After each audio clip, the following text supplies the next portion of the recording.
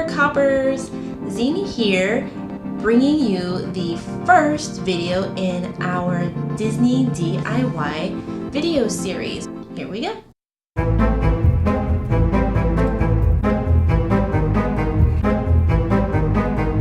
Welcome! If you are new to our channel, welcome. We'd love to have you like and comment on our videos, and of course, if you enjoy our content, please subscribe.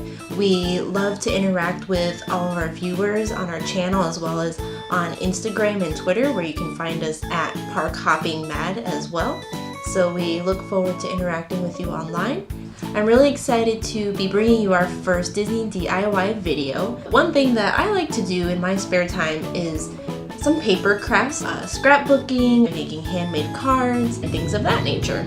So I thought, what better way to share my enjoyment of that type of crafting with you all, but this time with a Disney twist. So the project that I am currently working on that I wanted to share with you is a display that I would like to create to display the pins that Mike and I have been collecting during our trips to the Disney parks. Our pin collection is kind of small. We've only just started getting into pin trading, so I wanted to take some time to share our pin collection and the supplies that we bought to create our display. Okay, so here is the current state of our pin collection. Right now we have all these different pins on this lanyard that we bought in the park a while back. Some of these pins are pins that we plan on keeping as far as our collection goes that we don't really want to trade. We're working on collecting Alice in Wonderland themed pins. Mike really wants to build up a collection centered around Orangeburg. I'm personally a fan of Beauty and the Beast, so I'm working on collecting some Beauty and the Beast pins. Some of the pins on this lanyard are pins that we do want to use for trading, and I'm going to talk about what we've kind of done as far as having pins on hand that we want to use for trading. One of the things that we've done is we've gone to the character warehouse over at the outlet mall in Orlando over on Vineland. A lot of times they have some of these multi-packs. You can find these in the parks, but they actually sometimes will have these at a discount in the warehouse. We had picked up this pack of Tsum Tsum themed pins that are actually Tower of Terror themed. We have this goopy one that's kind of cute with a little bellhop hat. But what's nice is that we got them at the warehouse for $14.99 and got 6 pins. Some of those are on the lanyard that we bring with us into the park so that we can use those for trading if we want. Okay, so now that you've had a peek at our pin collection and the pins that we have for trading, let's take a look at the supplies that we're going to need and that we're going to use for our display project. As you can see, my paw assistant, Blondie, has decided to join the craft fun. She's decided to perch herself on this chair here in our study. I don't know how much help she's gonna be. I think she might take on a more supervisory role. So we'll see as we get this project underway.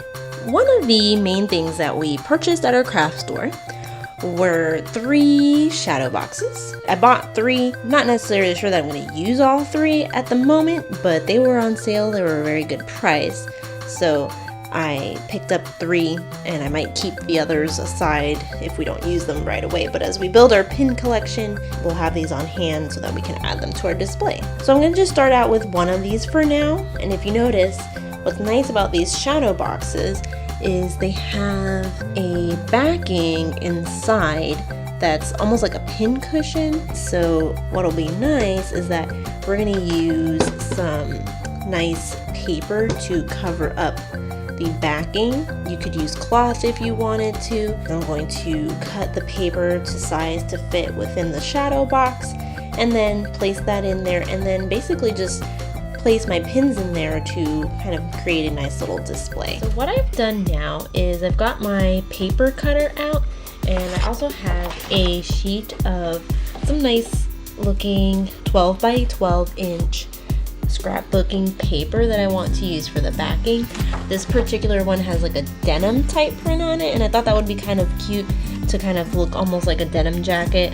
A lot of times I will sometimes pin some of my pins to my clothing or my bag, and so I thought it would make a nice background for the backdrop of the Shadowbox to really make the pins pop. So what I'm going to do is mark off where I need to cut. The Shadowbox is 9 by 9 inches, so I'm just going to mark it off just slightly less than that, just so that I can make sure that I give myself enough room there to fit the paper in, and so that it doesn't bunch up once I put it inside the Shadowbox. So now we can go ahead and cut.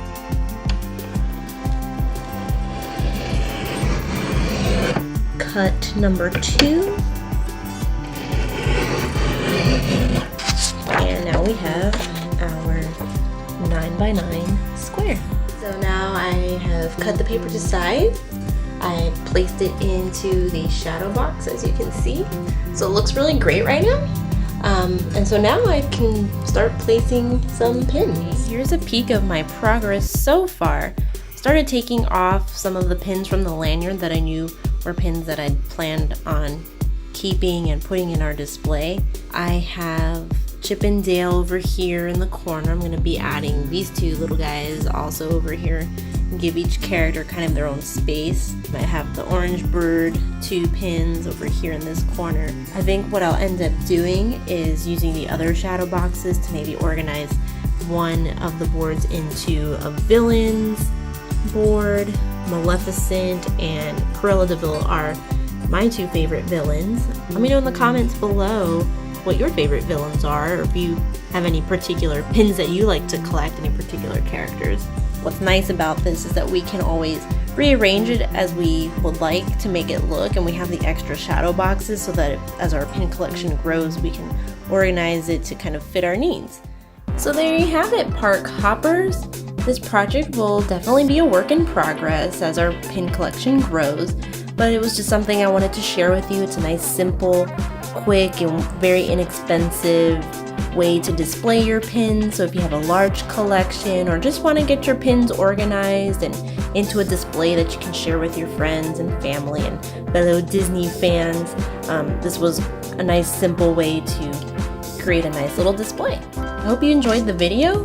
Let me know in the comments if you collect any Disney pins, or if you're into pin trading and what characters or different types of pins you like to collect. If you see anything that you liked that we are willing to trade, let us know. We'd be happy to trade. Thanks for watching. Please be sure to like and subscribe, and we'll see you out and about in the parks and online.